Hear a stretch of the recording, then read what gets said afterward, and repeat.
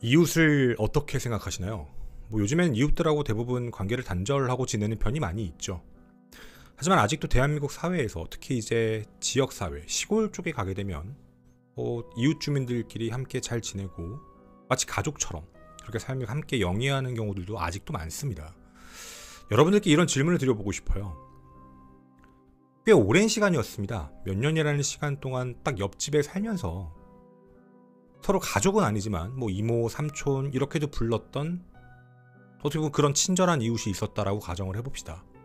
근데 어느 날 그 이웃이 내 가족을, 내 아버지를 살해했습니다. 사망에 이르게 하는 끔찍한 행동을 저질렀습니다. 고의로 말이죠. 그런데 그 이후에요, 이런 짓을 한다고 가정을 해볼게요. 첫째, 주변 동네가 좁잖아요. 유언비어를 퍼뜨립니다. 저거 돈 뜯으려고 그러는 거야. 우리는 잘못이 없는데 쟤네들이 난리 부리고 있는 거야. 혹은 사고 경위에 대해서 거짓말을 합니다. 저희 안 그랬는데요? 라는 거짓말을 해버려요. 세 번째, 명예훼손. 정확히는 고인이 되신, 얘를 우리의 입장이니까 돌아가신 분의 아버지의 사자 명예훼손, 고인의 명예를 막 훼손하고 다녀요. 어떤 느낌일까요? 그리고 갑자기 이런 말을 합니다. 잘못한 건 알겠어요. 근데 그거 당신 아버지 때문에 그런 거예요. 당신 아버지 때문에 그 일이 발생된 거예요. 그리고 이렇게 말합니다. 심신미약이에요. 아니, 정상이 아니었어요. 그때는 이유가 있어요. 그리고요, 쐐기를 박습니다. 당신 아버지 살릴 수 있었는데 당신들이 수술 안 했잖아. 그래서 아빠가 죽은 거야. 니들 때문이야. 여러분, 제가 지금 하는 얘기가 사실 드라마나 영화로 쓰여져도 욕먹겠죠? 엥? 어떻게 그래? 말도 안 돼. 근데요, 제가 오늘 여러분에게 말씀드릴 이 사건은 말도 안 되지만 2025년 현재 진행 중인 사건이고, 앞으로 한 달 뒤인 10월 16일 1심 선고를 앞두고 있는 실제 사건입니다. 많은 분들이 기억하고 계실 겁니다. 2024년 10월 13일 전남 무안에서 발생했던 이 사건, 당시 언론을 타며 많은 전 국민들이 분노를 했습니다. 당시 나이 중3이었던 남학생이 바로 이웃에 있는 70대 이웃 할아버지를 폭행해 사망에 이르게 했던 사건입니다. 이때 당시에요, 여러가지 이야기들이 나왔는데 최초 보도에 따르면 이웃 간의 선물 문제로 인한 갈등이었다. 이 중3 남자애가 목장갑을 끼고 피해자인 할아버지에게 2차례 주먹을 휘둘러 뒤로 넘어지셨고 두개골 골절과 뇌출혈로 결국 돌아가셨다.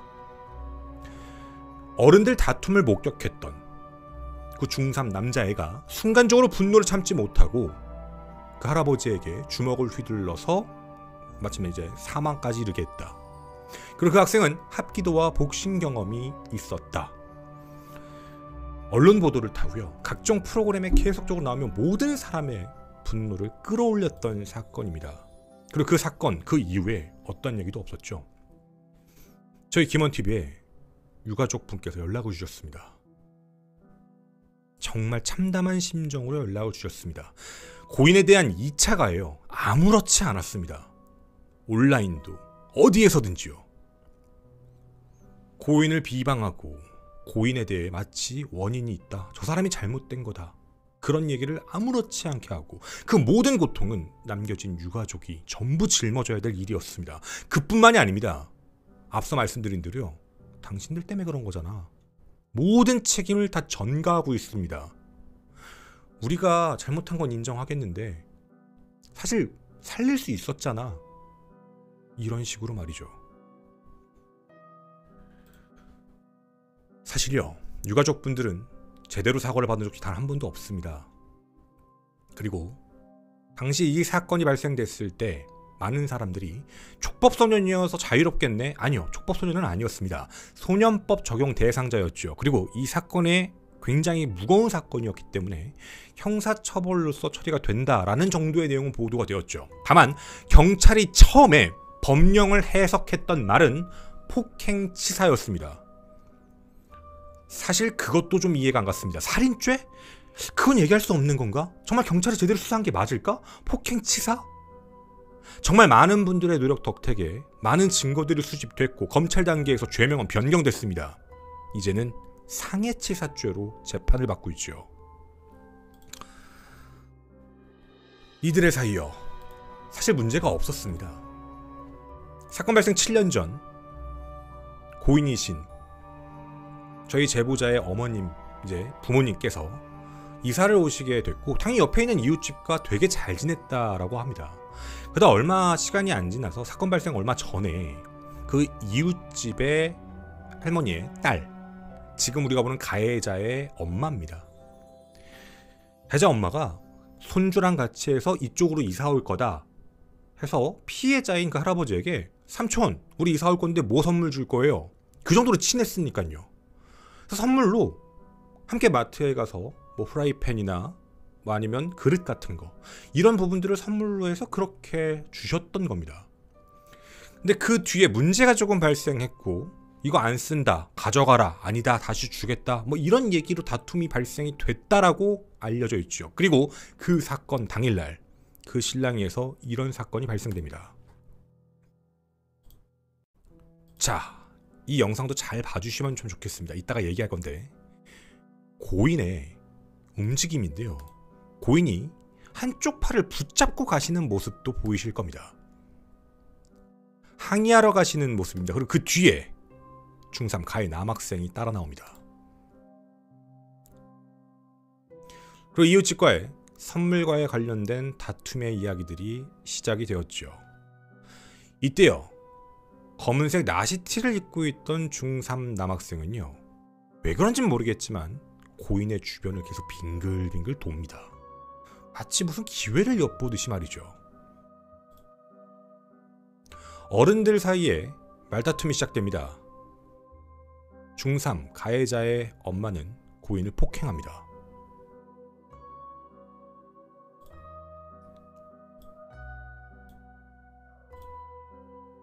자, 이 장면은요. 중재로 마무리가 되는 듯 싶었습니다. 그냥 정말 사소한 말다툼 같은 경우였으니 말이죠. 선물 줬다가 선물 안 받는다. 가져가라.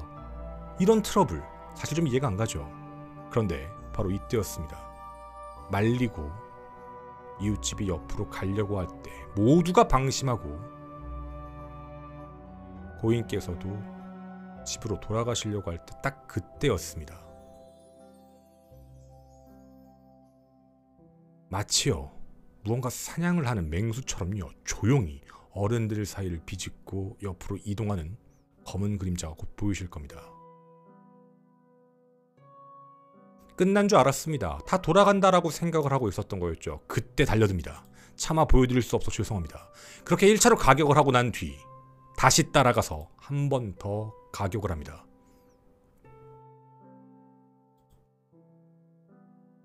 자, 그리고 이 중3 남학생 손을 잘 보시면요. 무언가를 뺍니다. 목장갑이었습니다. 그리고 현장을 이탈하고요. 아무것도 하지 않습니다. 당시 나이 16세, 중학교 3학년, 운동을 했던 남학생에게 폭행을 당했던 피해자분은요. 두개골 골절 뇌출혈로 2024년 10월 17일 결국 돌아가셨습니다. 한 번도 사과하지 않았습니다. 병원에 입원하고 계신 그 상태에 그때요. 이 가해자들이 했던 행동은 변호사 선임이었습니다. 사과하러 오지도 않은 상태로 말이죠. 그리고 신고 내용도 굉장히 골 때립니다. 엄청나게 끔찍한 피해를 입으셨던 상황이었죠. 근데 이렇게 신고를 했습니다. 집 앞에서 쓰러진 채 발견되어서 응급실을 내원했다. 이쪽에서 그렇게 신고한 겁니다. 저 가족들이요. 자기들이 폭행해놓고요. 그런 끔찍한 일을 일으켜놓고요. 길 앞에 쓰러져 있었다. 그래놓고 병문안 오지 않습니다. 그리고 뭐 했다고요? 변호인을 선임합니다. 그리고 주변에 이상한 소리를 합니다. 자, 지금부터 나오는 얘기요. 정말 많이 놀라실 내용입니다. 진짜 이게 맞나? 라는 생각이 들 만큼 말이죠. 자, 지금부터 당시에 어떤 내용, 사건 이후에 무슨 내용으로 현재까지 이어져 오고 있는 건지 여러분에게 말씀을 한번 드려보도록 하겠습니다. 자, 우선 이 사건의 가해자는 2명이 기소가 됐습니다. 바로 끔찍한 폭행에서 살인으로 이어진 당시 나이 중3 남학생과 그의 어머니. 왜냐면 어머니도 폭행을 했죠. 그래서 폭행과 상해치사로 현재 기소가 되어 재판 중입니다. 이 둘은요, 기소가 됐을 때 재판부, 검찰 측에 공소사실을 전부 인정은 합니다. 현재 검사는 엄마에게는 징역 10월을 구형했고 폭행가해자 아들에게는 구형을 장기 7년, 단기 5년을 구형했습니다. 소년범이어서요. 자, 근데 변호인 의견서에 참 이런 말이 조금 그렇더라고요. 공소사실을 인정하며 깊이 반성하고 있다. 초범이다. 합의를 위해 많은 논의를 했는데 형편이 안 좋다. 경과가 중한 것은 물론 그렇지만 아직 나이가 어리니까 그것 좀 감안해달라. 이 말이었습니다. 공소장도 입수를 했습니다. 검찰이 바라봤던 내용은 앞서 여러분이 보신 내용과 같았습니다. 아니, 도대체 이게 무슨 일이지 싶은 내용, 정말 검찰이 판단한 내용이 무엇이었냐면 사건 당일 10월 13일 오후 5시 44분경이었습니다. 당시 가해자의 엄마는요, 집 앞에서 피해자가 선물한 냄비 세트를 돌려달라고 얘기했다는 이유만으로 말다툼을 했다고 합니다. 참 그렇죠.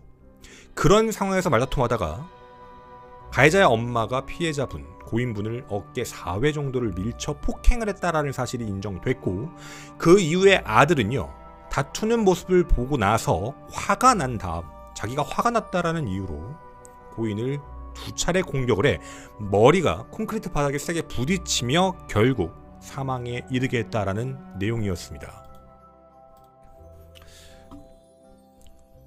자, 사실 미필적 고의에 의한 살인죄가 왜 안 됐을까라는 것도 지금도 사실 많은 얘기들은 있습니다. 어찌됐든 경찰은 폭행치사, 하지만 한 단계 높여 상해치사로서 검찰은 재판을 진행 중이죠. 저희는요, 놀라운 자료를 입수했습니다. 바로 가해자 측이 뭐라고 얘기하고 있는지 그 내용이죠. 첫째, 정상 참작을 좀 해주세요. 그 이유가 있습니다. 하나, 초범입니다. 둘, 자백하고 진지한 반성을 하고 있습니다. 자, 물론 여기까지는 그럴 수 있습니다. 피고인의 방어권, 피고인의 입장에서 공소사실은 다 인정하는데 알겠습니다. 잘못했습니다. 진짜 잘못했고 초범이니까 좀 형 좀 깎아주세요 라는 얘기죠. 뭐 이건 그럴 수 있다라고 생각을 했습니다. 자, 근데 문제는 그 다음부터입니다. 자, 지금까지 다 인정한다, 잘못했다 이렇게 얘기를 해왔죠. 근데 이제부터 여러분의 눈을 의심하시게 될 겁니다.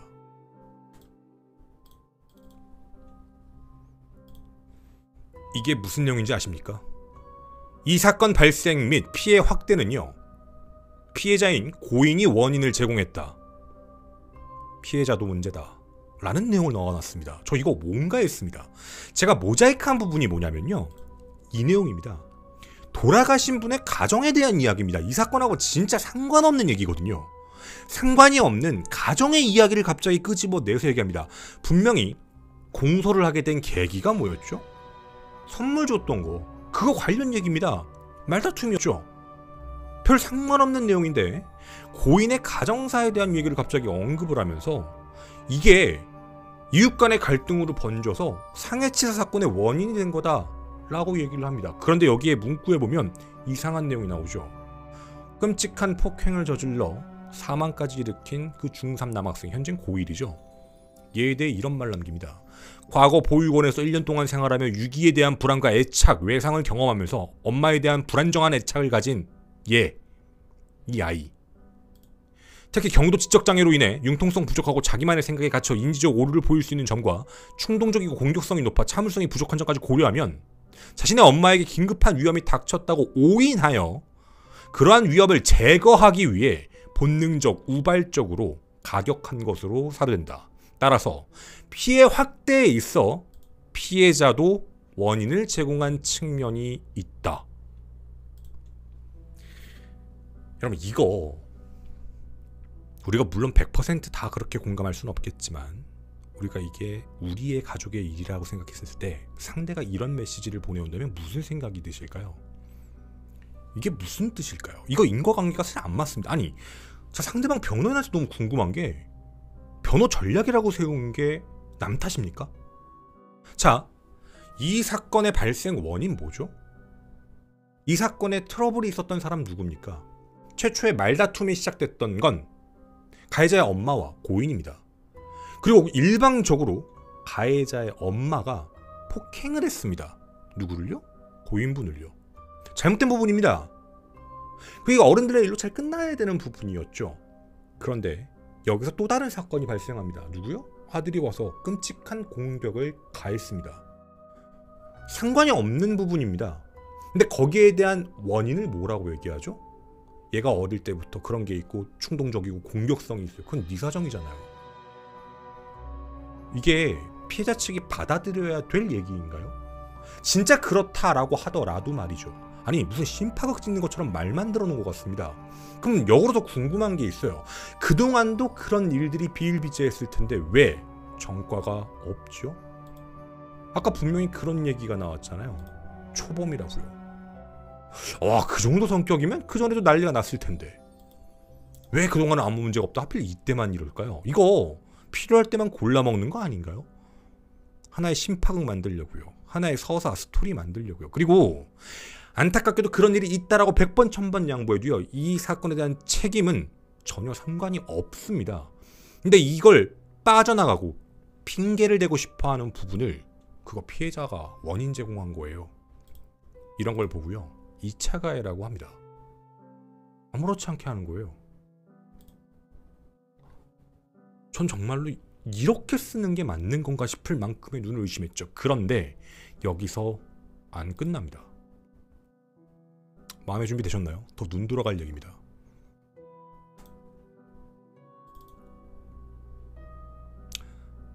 자, 병원 측에 재수술 권유에도 불구하고 피해자 가족이 동의하지 않아 피해자가 재수술을 받지 못한 상태에서 사망한 점, 맨 밑에 빨간 줄 보시면 피해자의 가족이 재수술에 동의했다라고 한다면 피해자가 재수술을 받아 생존했을 가능성이 있다고 사료됩니다. 뭔 소리죠?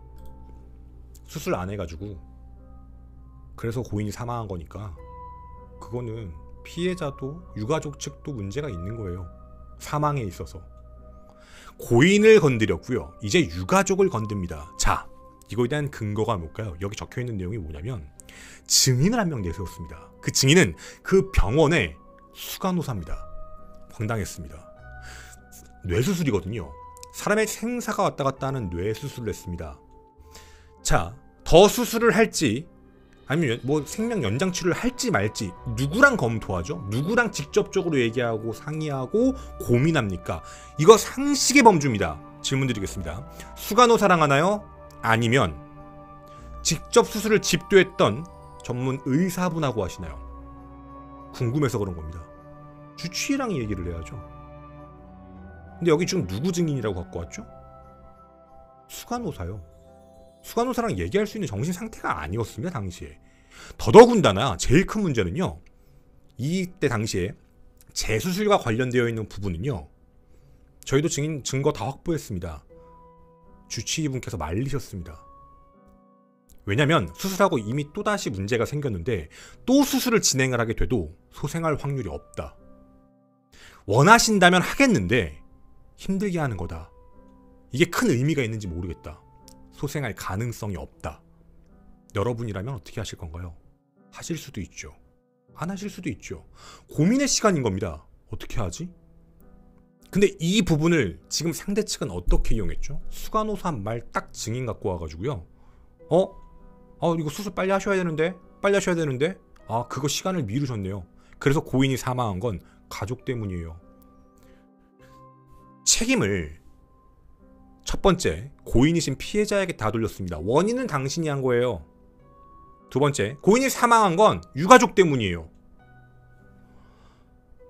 이런 내용을 재판을 받고 있는데 나의 아버지가 사망인데 상대가 이런 주장을 하면 이게 무슨 느낌일까요? 저 솔직히 상상도 안 됩니다. 이걸 뭐라고 받아들여야 될지 지금도 모르겠거든요. 자, 이뿐만이 아닙니다. 이런 말까지 적습니다. 가해자 중3, 당시 중3이었던 아들 걔의 입장에서 사망 결과의 예견 가능성은 적었다. 이런 말을 합니다. 애착이 있어서 본능적으로 우발적으로 공격을 가한 거다. CCTV 영상 보면요, 계속 따라다닙니다. 주변을 맴돌다가 첫 번째 공격을 가합니다. 체중을 실어서요. 고인이 쓰러지지 않았습니다. 그랬더니 다시 달라붙어서 고인을 또다시 공격했습니다. 얼굴 정면 부위를 말이죠. 고인이 쓰러졌습니다. 그제서야 공격을 안 했거든요. 사람의 얼굴을 공격한다라는 거에 대해서 사망 예견 가능성이 적다라고 표현하는 게 과연 맞는 걸까요? 자, 그리고요, 저는 여기서 중요한 걸 하나 이따 얘기 드릴 겁니다. 제가 이 CCTV 영상을 보다 진짜 이상하게 본 장면이 있었거든요. 자, 그건 조금 이따 말씀드리겠습니다. 경찰 수사 똑바로 한 거 맞죠? 저 진짜 궁금해서 그러는 겁니다. 자, 그리고 마지막은 여러분이 생각하시는 그겁니다. 정신질환이요. 그런 융통성도 부족하고 오류들도 있고 적개심이 있다. 사건 당시 심신미약 상태였을 가능성을 배제할 수 없다. 이렇게 된 겁니다. 자, 이걸 종합해보면 뭐죠? 사건이 발생된 건 다 인정할게요. 엄마도 폭행한 거 맞죠? CCTV에 있으니까. 아들이 때린 거 사망 맞죠? CCTV 다 있으니까. 그런데 그런 폭행이 발생된 건 고인 때문이고 고인의 사망은 유가족 때문이고 우리 애가 이런 건 정신질환 때문이에요. 이게 이들의 입장입니다. 이걸 나의 가족, 나의 아버지가 사망한 사건에서 바라보게 되면 그걸 재판에서 떠들고 있는 걸 보면 어떤 생각이 드실 것 같으세요? 자, 반박 하나씩 좀 해보도록 하겠습니다. 반성한다고요? 잘못을 인정하고 있다고요? 당신들 이러고 다니잖아요. 허위사실 유포의 정도가 어마어마합니다. 돌아가신 분만 피해자가 아니다. 우리도 피해자다. 돌아가신 분의 아내분은 왜 놀러다니냐? 놀러다니신 적 없습니다. 당시의 상황을 정리하고 계셨던 거였죠. 고인이 돌아가셨는데 뇌피셜로 주변 마을 사람들한테 아예 그냥 매장시키려고 하는 얘기인 겁니다. 동네가 좁으니까요. 그리고요, 엄마죠. 공격자의 엄마, 중3의 엄마. 그 엄마가 벌금형 처할 거다. 고소한 사람 때문에 벌금 물게 생겼다. 왜 돈 내게 하냐? 빨리 사라졌으면 좋겠다. 벌금 때문에 힘들어한다. 저쪽이 돈 받으려고 저러는 거다. 가만히 보자 하니까 까불고 있다. 고인은 원래 죽을 사람이었다. 장례비는 안 주고 병원비만 내면 된다. 이게 주변에 떠들고 다니는 얘기입니다. 여기서 끝날까요? 아니요. 더 있습니다. 명예훼손이요, 온라인상에다가도 아무렇지 않게 퍼뜨립니다. 이거 올린 사람 있죠? 사자 명예훼손 준비하세요. 모든 글에는 다 책임감이 따르죠. 아무렇지 않게 올렸더라고요. 고인이 추근덕거렸답니다. 추근덕거렸대요. 그래가지고 이것 때문에 뭐 그런 문제가 생겼다라고 글 썼더라고요. 난 누구한테 전달받았는데. 둘 다 준비하세요. 같은 마을 사는 지인한테 전달받았다고 하셨잖아요. 너도 준비하세요. 그게 누군지 얘기해야 되고요. 본인은 이거 글 썼잖아요. 이거 사자 명예훼손이거든요. 허위사실입니다. 증명 한번 해보세요. 증명 못할걸요? 맞습니다. 돌아가신 망자에 대한 허위사실 유포는요, 무조건 고인, 사자 명예훼손은 허위사실 유포일 때만 가능한 얘기입니다. 허위사실이거든요. 공소장 어디에 적혀있죠? 이 사람들 그 얘기 아까 변호인 공소장 보셨죠? 왜 트러블이 생겼다고 했죠? 여러분 다 들으셨잖아요. 그쪽에서 한 얘기입니다.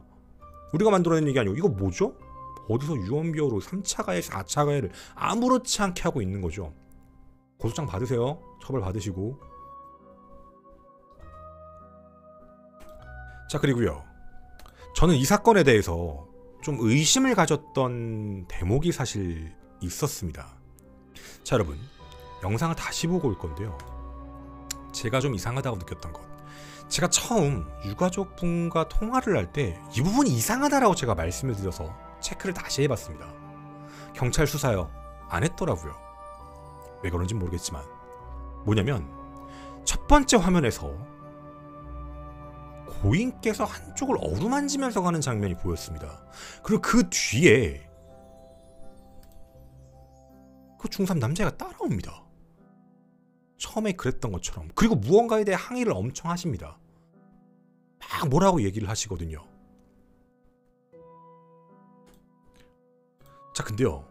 제가 CCTV를 살펴봤는데 그 전에 손에 뭘 끼더라고요, 남자애가. 그 봤더니 장갑이었습니다. 목장갑을 끼더라고요. 양쪽을 다 끼는 게 아닙니다. 한쪽만 낍니다. 그리고 저 목장갑을 제가 언제 또 확인을 했냐면 여러분이 보신 것처럼 공격을 가하고 나서였죠. 목장갑을 벗어던지는 모습을 보입니다. 자, 저는요. 일단 여기서 뭐가 조금 의심스러웠다라고 생각을 했냐면 왜 목장갑을 끼고 나왔지? 자, 이 사건 발생 전에 CCTV 화면에서 같이 나올 때 왜 목장갑을 한쪽 손만, 그것도 공격하고 오른손만 장갑을 끼고 나왔지? 라는 의구심이 조금 들었습니다. 그리고 또 하나 더, 뒤에 공격을 하고 나서요, 장갑을 벗더니 얘가 CCTV가 모자이크 때문에 잘 안 보이시지만 저는 원본을 봤으니까 손을 흔드는 모습을 보입니다. 이렇게 하면서요. 그리고 그 뒤에 영상들을 보면요, 이러고 있습니다. 이러고요. 무언가를 대고 이러고 있어요. 이거 어떨 때 하는 거죠? 손 다치면 하는 거죠. 찢어졌을 때, 다쳤을 때. 자, 그럼 한번 여쭤보겠습니다. 손이 어떨 때 다쳤을까요? 목장갑을 낀 상태에서 고인을 공격했을 때 여기가 다쳤을까? 저는 그런 생각을 안 했습니다. 그럼 말이 안 되는데? 그럼 가능성이 하나가 있죠. 어디죠? CCTV 화면에서 나오기 그 전에, 목장갑을 갖고 나오기 그 전에 얘는 손을 다쳤다. 가능성이었습니다. 제가 생각했던, 영상을 보면 이상했던 장면, 가능성. 손을 먼저 다쳤다? 왜 다쳤을까? 그때 저희에게 중요한 내용이 하나 확인됩니다.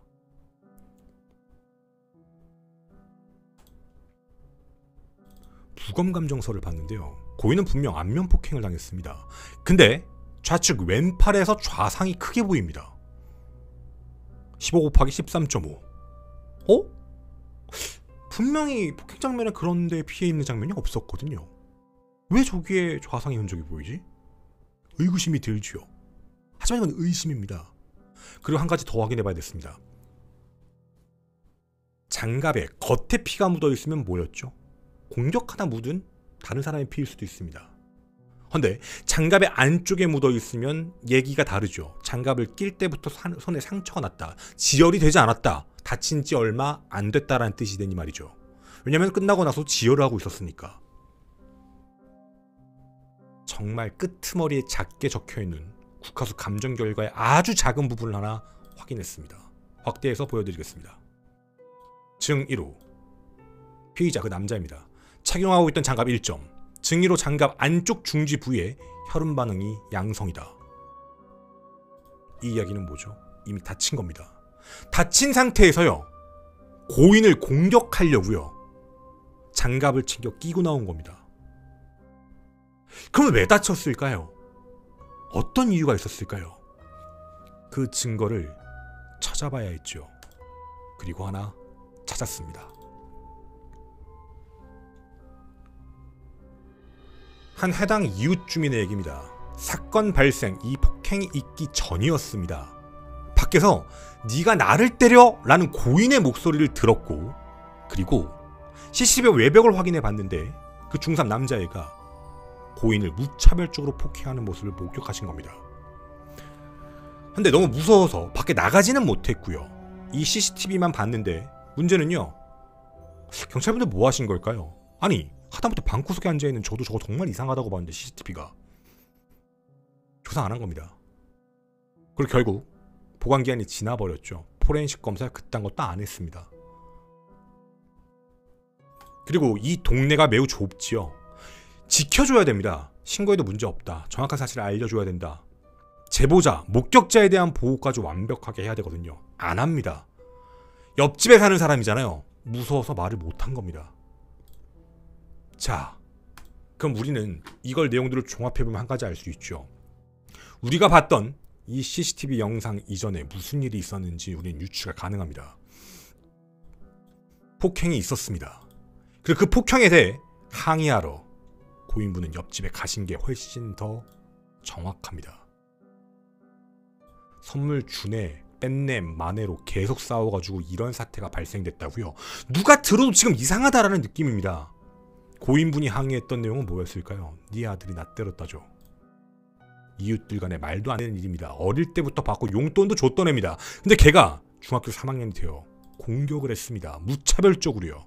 그 부분에 대해 항의를 했지만 그거에 대해 어떠한 대꾸도 하지 않았습니다. 도리어 폭행을 또 당하셨습니다. 누구에게요? 가해자 엄마한테요. 그리고 이들은 신고를 합니다. 집 앞에 쓰러져 있었는데요? 그래놓고 나중엔 얘기하죠. 다 인정합니다. 그런데 폭행의 원인도 있고요. 유가족 때문에 돌아가신 거고요. 겉으로 이래놓고요. 변호사 선임 다 해놓고요. 뒤에 가서 뭐하죠? 동네에 이분들을, 고인분을 나쁜 사람을 만듭니다. 당신들이 쓴 반성문 봤습니다. 솔직히 공개해버리려고 했는데 참았습니다. 뭐 진작에 사과하러 갔었어야 했는데 뭐 이런 글들밖에 없더라고요. 불쌍한 척 하시는 건가요? 지금 이 사건에서 가장 억울한 분들은 누구일까요? 고인의 명예를 훼손하고 고인의 욕설을 하고 고인 탓으로 모든 걸 돌리고 그리고 심지어 이제 유가족까지 공격을 합니다. 제가 당신들이 보낸 카톡도 봤습니다.